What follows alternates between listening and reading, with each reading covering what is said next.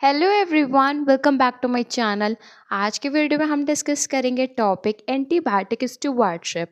इस टॉपिक से रिलेटेड आपका कोई भी डाउट हो सो प्लीज़ मेंशन करिएगा कमेंट बॉक्स में। ये टॉपिक आपका इन्फेक्शन कंट्रोल सब्जेक्ट का है और आपका कोई भी डाउट हो बीएससी नर्सिंग थर्ड सेमेस्टर से रिलेटेड तो प्लीज़ मेंशन करिएगा कमेंट बॉक्स में। वीडियो अच्छी लगे तो प्लीज़ वीडियो को लाइक कर लीजिए, चैनल को सब्सक्राइब कर लीजिए। Thank you. एंटीबायोटिक स्टूवर्डशिप है क्या?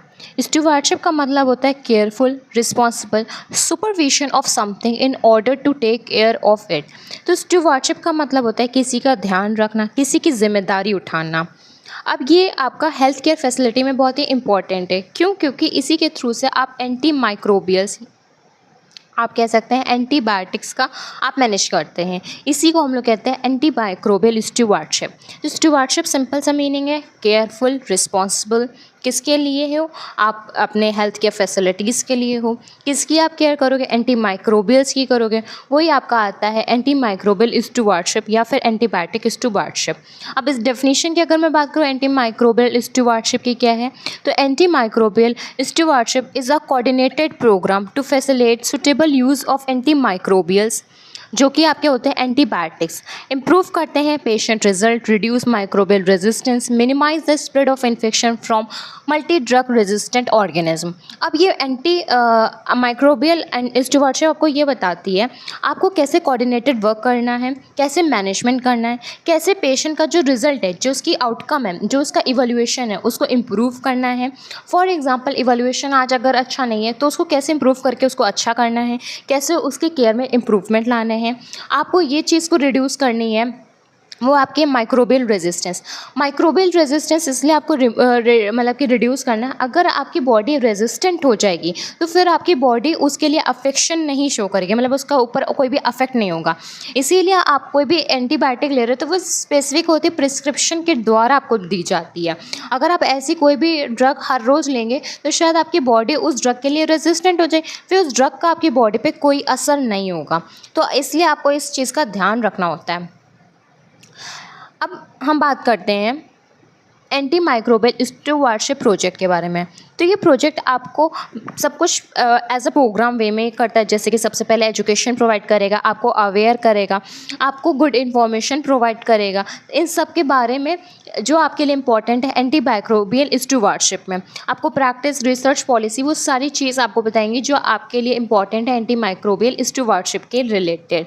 साथ ही साथ ये आपको इंगेज करेगा डाइवर्स इंटरनेशनल ऑडियंस से। इसमें आप देखोगे डायनेमिक, मतलब कि बहुत ही ज़्यादा डाइवर्सिटी, कंटेंट रिच वेबसाइट्स होती हैं जिससे आपको एकदम परफेक्ट एकदम आइडिया रहेगा कि कैसे आपको कोऑर्डिनेट करना है, कैसे अपनी चीज़ों को इम्प्रूव करना है, क्या आपके लिए अप्रोप्रिएट है, कैसे आप उसको यूज़ करोगे, क्या उसका करेक्ट मेथड है। साथ ही साथ ये आपको कैसे एंटी माइक्रोबियल्स के बारे में बताता है कि कैसे एंटी माइक्रोबियल्स आपको रिस्पॉन्सिबल करना है, कैसे आपको उसका ध्यान रखना है। तो ये है आपका एंटीबायोटिक स्टूवर्डशिप जो अभी हम लोगों ने डिस्कस करा, ये आपका इंट्रोडक्शन पार्ट है। फिर नेक्स्ट टॉपिक हम डिस्कस करते हैं anti microbial resistance. Anti microbial resistance आपके लिए इंपॉर्टेंट है, वेरी शॉर्ट में आ जाता है एग्जाम में। अगर मैं बात करूँ एंटी माइक्रोबियल रेजिस्टेंस की, तो आप रोज़ ड्रग ले रहे हो जिसकी वजह से जो आपकी बॉडी में ऑर्गेनिज्म है वो उस ड्रग के लिए रेजिस्टेंट हो गया। फिर उस ड्रग को आप कितना भी ले लो, उस बैक्टीरिया को कोई फ़र्क नहीं पड़ेगा। यही आपका होता है एंटी माइक्रोबियल रेजिस्टेंस। अब पहले तो हम इसकी डेफिनेशन पढ़ लेते हैं, फिर हम आपको एक्सप्लेन करते हैं इसके डायग्राम के थ्रू से, फिर डिस्कस करेंगे इसके टाइप्स। तो एंटी माइक्रोबियल रेजिस्टेंस रिफर करता है एक change in the behaviour of micro organism upon the exposure to antimicrobial drugs. अब यही चीज़ आपको मैं समझा रही हूँ कि आप बाहर से ले रहे हो एंटी माइक्रोबियल ड्रग्स और आपकी बॉडी में जो माइक्रो ऑर्गेनिज्म है उनका बिहेवियर उस ड्रग के लिए एकदम चेंज नहीं होगा। क्यों? उस ड्रग के लिए वो सेट हो चुके हैं। रेजिस्टेंस का मतलब एकदम समझ लीजिए सेट हो गए हैं। अब आपके माइक्रो ऑर्गेनिज्म क्या होता है आपको पता है, बैक्टीरिया है, फंगाई है, वायरसेस है, पैरासाइट्स हैं। आपने इनको पढ़ा था, इनको आपने पैथोजेनिक ऑर्गेनिज्म माइक्रोबायोलॉजी में पढ़ा तो आपको क्लियर है।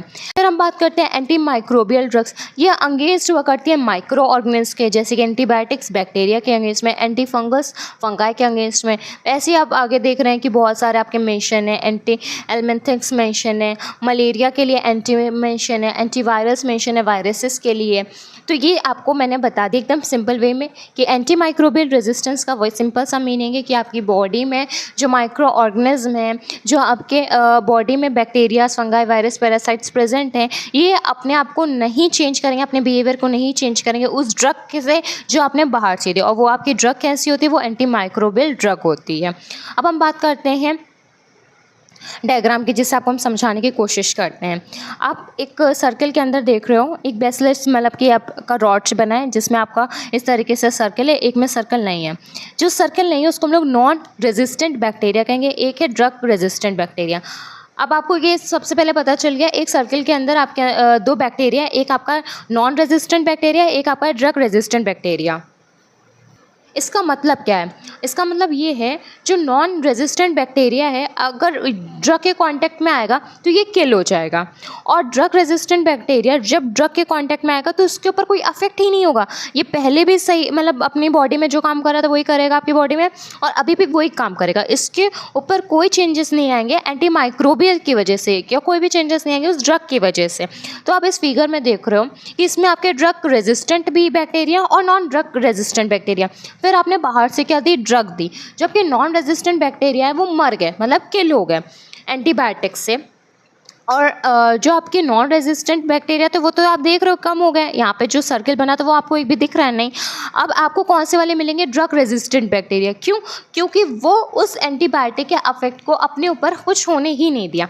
फिर यही बैक्टीरिया आपके रेप्लिकेशन, जीन ट्रांसफ़र, इन सब प्रोसेस से अपने आप को कितने ज़्यादा अमाउंट में कर लिए हैं। फिर इसका अफेक्ट आपकी बॉडी पे हाई होता जाएगा और आप ड्रग लेते रहोगे, लेकिन आपका उस ड्रग का आपकी बॉडी पे कोई असर नहीं होगा। फिर इसके टाइप्स आते हैं, टाइप्स ऑफ एंटीमाइक्रोबियल रेजिस्टेंस। अब इनके वैरायटी पे कि किस पैटर्न को रेजिस्टेंस फॉलो कर रहे हैं उस बेसिस पे आपके 3 टाइप्स होते हैं एंटीमाइक्रोबियल रेजिस्टेंस के। सबसे पहला आपका है मल्टी ड्रग रेजिस्टेंस, इसको हम लोग कहते हैं MDR। अब ये क्या होता है? इसमें मल्टी ड्रग का मतलब ये हो रहा है कि आपके में जो भी बैक्टीरिया या फिर जो भी आपका माइक्रो ऑर्गेनिज्म है वो मोर देन 1 एजेंट के रेजिस्टेंस है।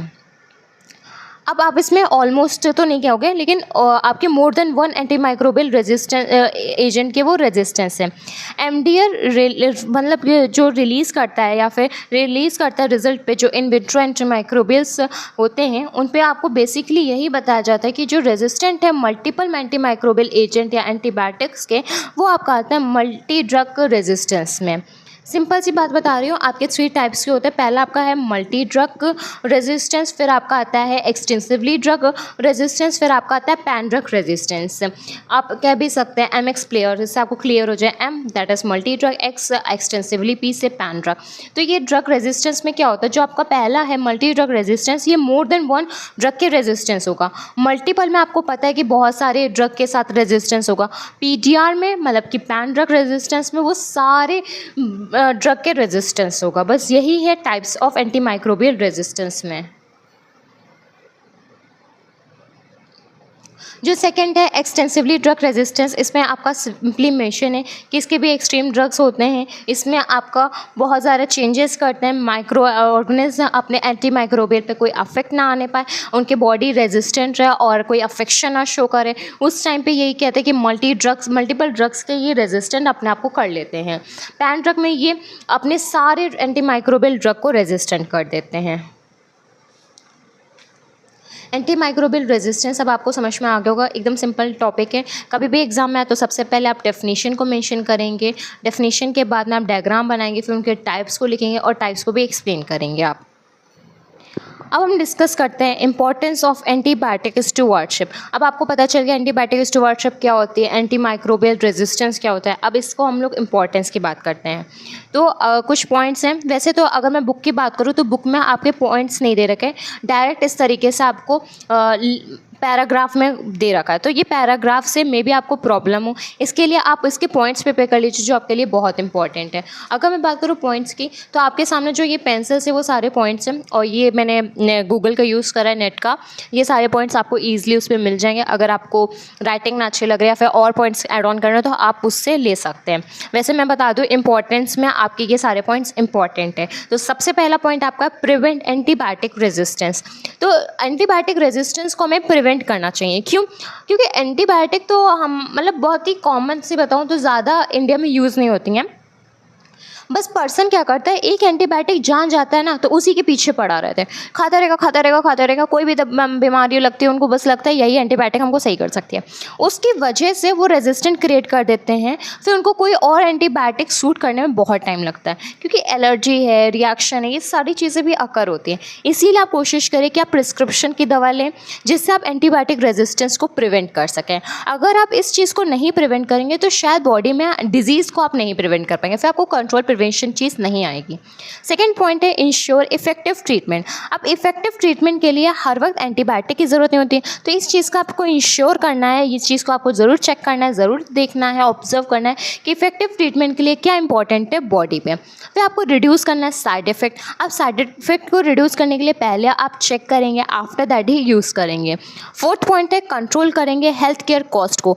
अब एंटीबायोटिक स्टूवर्डशिप की वजह से ही हमारे हेल्थ केयर कॉस्ट को हम लोग कंट्रोल कर पाते हैं। क्यों? अगर मैं बात करूँ, हम लोग हर एक चीज़ को प्रिजर्व में वर्क करते हैं। जैसे कि अगर हमारा आउटकम पेशेंट का अच्छा आ रहा है तो हम उस हिसाब से कॉस्ट लगा देते हैं, लेकिन अगर हम लोग एंटीबायोटिक का ध्यान रखेंगे, उसकी रिस्पॉन्सिबिलिटी करेंगे, ध्यान रखेंगे, केयर रखेंगे, तो वो हेल्थ केयर कॉस्ट भी कंट्रोल कर लेगा, आपको इतने ज़्यादा पैसे नहीं देने पड़ेंगे। नेक्स्ट पॉइंट है प्रमोट रिस्पॉन्सिबल प्रिस्क्राइबिंग। आप प्रिस्क्रिप्शन के द्वारा ही दवा लें। अगर इस चीज़ को आप प्रमोट करेंगे तो आप एंटीबायोटिक को भी संभाल के रखेंगे, आप उस बॉडी को भी संभाल पाएंगे जो पर्सन क्रिएट कर लेता है रेजिस्टेंस अगेंस्ट एंटीबायोटिक, साथ ही साथ आप उस डिजीज़ को भी प्रिवेंट कर पाएंगे। तो आपको कोशिश करना है कि आप प्रिस्क्रिप्शन से ही दवा लें। नेक्स्ट पॉइंट आपका है प्रिजर्व माइक्रोबायोम। अगर मैं बात करूँ प्रिजर्व करने के लिए, प्रिजर्वेशन इज़ वेरी इंपॉर्टेंट। अगर आप प्रिजर्व कर रहे हो तो आपको फर्दर यूज़ के लिए बहुत इंपॉर्टेंट रहता है। आगे क्या पता हमें ये सारी चीज़ें ना मिले एकदम से, जब हमारी सीरियस कंडीशन हो, जब हम एकदम से इल बन जाए, जब हमारा इम्यून सिस्टम एकदम से बिगड़ जाए, या फिर हमारी ऐसी डिजीज़ कंडीशन आ जाए जब हमारा जो सेंट्रल कंट्रोल है ना उसको प्रोटेक्ट कर पा रहा है ना प्रिजर्व करवा रहा है, तब के लिए हमें प्रिजर्व करना चाहिए हमारे माइक्रोबायोम को।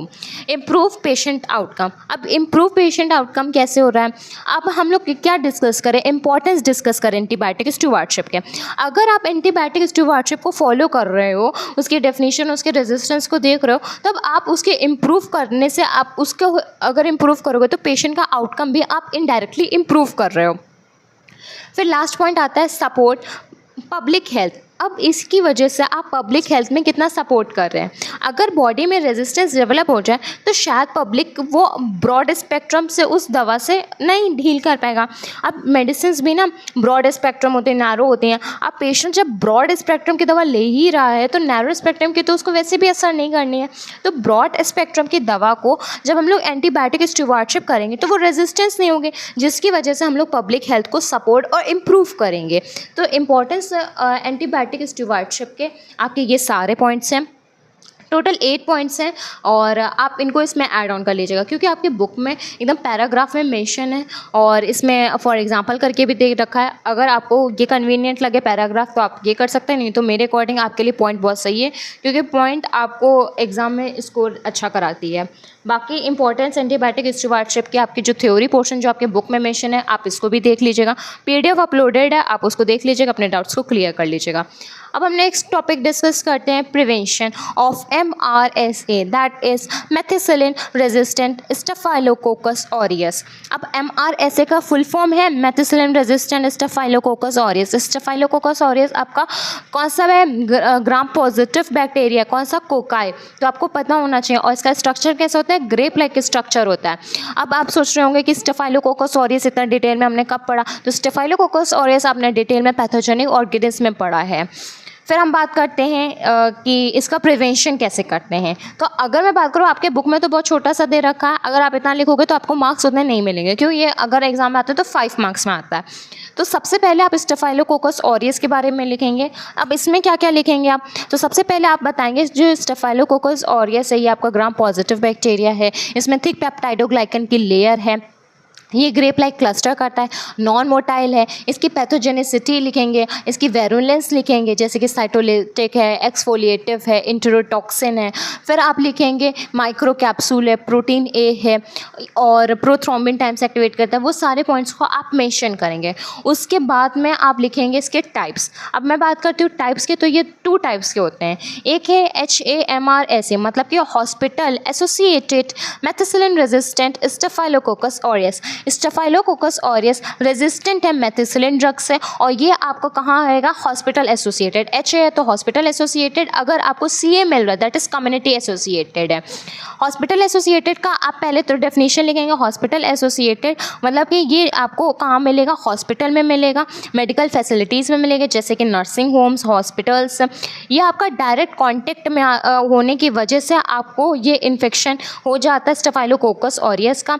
आफ्टर दैट वो रेजिस्टेंट हो जाती है ड्रग के, वो ड्रग है मेथिसिलिन। कम्युनिटी में आप कहेंगे जो आपकी सोसाइटी है, जो आपका एरिया है, जब आप उससे लेंगे तब आपका आएगा कम्युनिटी एसोसिएटेड में।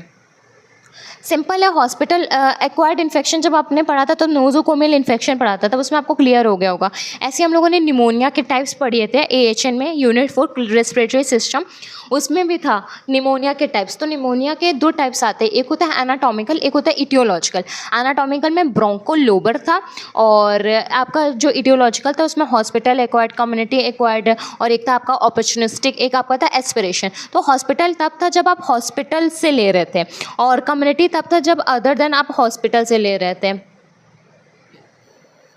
अब आपको क्लियर हो गया होगा कि टाइप्स क्या है। MRSA that is methicillin resistant staphylococcus aureus. फिर आपने टाइप्स बता दिए। टाइप्स बताने के बाद में आप सिम्टम्स बताएंगे कि मेथिसिलिन रेजिस्टेंट स्टेफाइलोकोकस ऑरियस, मतलब या फिर कह सकते हैं जो स्टेफाइलोकोकस ऑरियस उसके इन्फेक्शन से आपको क्या क्या बॉडी में सिम्टम्स मिलेंगे। तो आपको स्किन का इन्फेक्शन होगा, आपको सेप्टिसीमिया होगा। सेप्टिसीमिया मतलब कि आपके ब्लड में है तो ब्लड में इन्फेक्शन करेगा, और आपको पिंपल्स होंगे, वुंड इन्फेक्शन होगा, और आपको फीवर होगा, पेन होगा, रेडनेस होगा, वार्मनेस होगा, स्क्रैचेस होंगे। तो ये सारी चीज़ आपके आ जाएंगी सिम्टम्स में। अब इसमें सिम्टम्स मैंने 3 से 4 में मेंशन कर रखे हैं, लेकिन अगर आपने स्टेफाइलोकोकस ऑरियस पढ़ा है माइक्रोबायोलॉजी में तो आप ये सारे पॉइंट्स खुद से बता सकते हैं। क्यों? क्योंकि उसमें आपने पढ़ा है। फिर आपका आता है प्रिवेंशन। प्रिवेंशन में आप, अगर मैं बताऊं बुक के पॉइंट्स तो आपको बेसिकली 3 बताए हैं प्रिवेंशन के, वैसे आप खुद से भी बहुत सारे पॉइंट्स प्रिवेंशन में ऐड ऑन कर सकते हैं। क्या? सबसे पहले तो आपको हाइजीन मेंटेन करनी है। आपको अपने आसपास के सराउंडिंग सैनिटरीज जितने भी है उनको क्लीन कर रखना है। आपके सराउंडिंग्स क्लीन होने चाहिए। आप हैंड हाइजीन को सबसे ज़्यादा प्रमोट करो, क्लीनिंग होनी चाहिए। फिर आपको क्या करना है, अवॉइड करनी है शेयरिंग। जितना कम शेयर करोगे उतना आप सेफ रहोगे कंटामिनेशन चीज़ों से। फिर उसके बाद में आपको अपना खुद का ध्यान रखना, मतलब आपकी इम्यूनिटी को बिल्डअप करना, खान पान पे ध्यान रखना, एक्सरसाइज करनी है।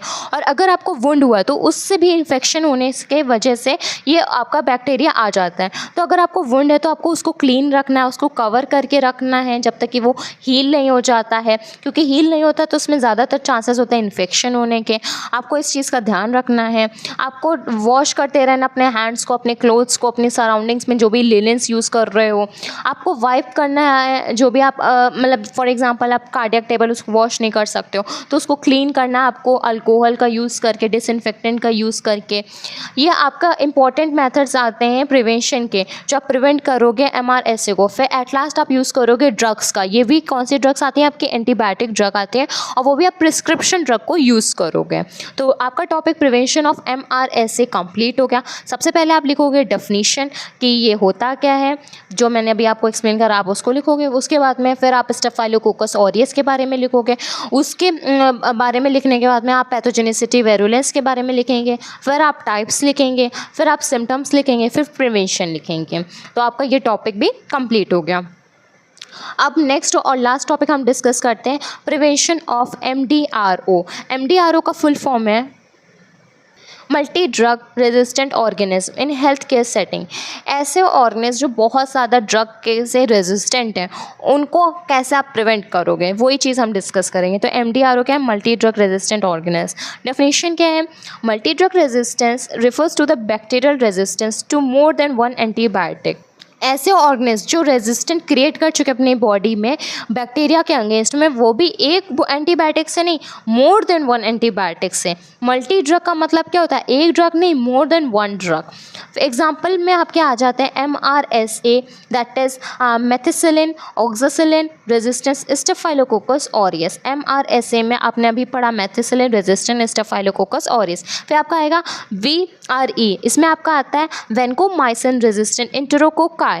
नेक्स्ट आपका है ESBL एक्सटेंडेड स्पेक्ट्रम बेटा लैक्टेमेसेस। फिर आपका है PRSP that is penicillin resistant Streptococcus pneumoniae. तो ये सारे आपके वो ऑर्गेनिज्म हैं जो मोर देन वन एंटीबायोटिक के रेजिस्टेंट हो जाते हैं। ये क्या कॉज करते हैं? यूरिनरी ट्रैक्ट इन्फेक्शन कॉज करते हैं, निमोनिया करते हैं, ब्लड इन्फेक्शन करते हैं, वुंड इन्फेक्शन करते हैं। ये ट्रांसफ़र कैसे करते हैं? इनका ट्रांसमिशन कैसे होता है? इनका ट्रांसमिशन डायरेक्ट कॉन्टैक्ट में आता है। जैसे इन्फेक्टेड पर्सन के बॉडी फ्लूइड से आप डायरेक्ट कॉन्टैक्ट में आ गए, जैसे ब्लड है या फिर वो उनका यूरिन है, वुंड से फ्लूइड हो रहा था, तब आप उनके डायरेक्ट कॉन्टैक्ट में आ गए, तब आपको ये इन्फेक्शन हो सकता है। फिर आप पढ़ेंगे कोलोनाइजेशन। कोलोनाइजेशन क्या होता है? ये कोलोनाइजेशन का मतलब ये होता है पर्सन इन्फेक्टेड है किससे? MDRO that is multi drug resistant organism से, लेकिन उस पर्सन में कोई भी आपको सिम्टम्स नहीं मिलेंगे।